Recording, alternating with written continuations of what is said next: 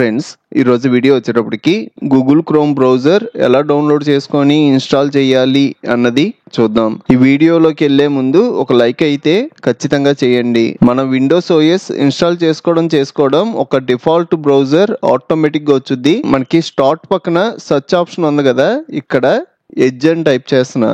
ఇలా ఎడ్జ్ అని టైప్ చేయడం మైక్రోసాఫ్ట్ ఎడ్జ్ బ్రౌజర్ కనబడుతుంది కదా, దీని మీద క్లిక్ చేయండి. ఇక్కడ గూగుల్ క్రోమ్ డౌన్లోడ్ అని సెర్చ్ చేస్తున్నా.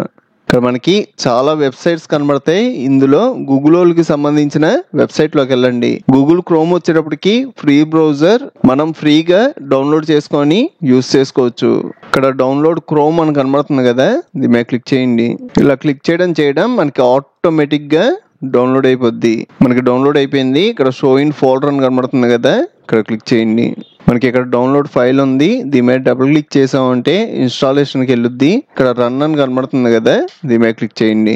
ఇక్కడ మనల్ని ఎస్ఆ నోవా అనే ఒక డైలాగ్ బాక్స్ వచ్చింది, ఎస్ మీద ప్రెస్ చేయండి. మనకి డౌన్లోడ్ కంప్లీట్ అయిపోయింది. నెక్స్ట్ ఇన్స్టాలేషన్కి వెళ్ళుద్ది. ఆ ఇన్స్టాలేషన్ కంప్లీట్ అయ్యేదాకా వెయిట్ చేయడమే. మనకి ఇన్స్టాలేషన్కి వచ్చింది కదా, ఇదంతా కంప్లీట్ అవ్వాలి.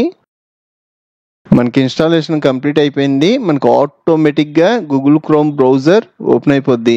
మీ డెస్క్టాప్ మీద చూసినా కూడా ఇక్కడ మనకి లోగో కనబడుతుంది కదా, ఇక్కడ మనల్ని మెయిల్ ఐడితో సైన్ ఇన్ అవ్వమంటుంది. మనకి సైన్ ఇన్ అవ్వకుండా కూడా లోపలికి వెళ్ళొచ్చు. డోంట్ సైన్ ఇన్ అని ఉంది కదా, ఇక్కడ క్లిక్ చేసి కూడా మనం బ్రౌజర్లోకి వెళ్ళొచ్చు.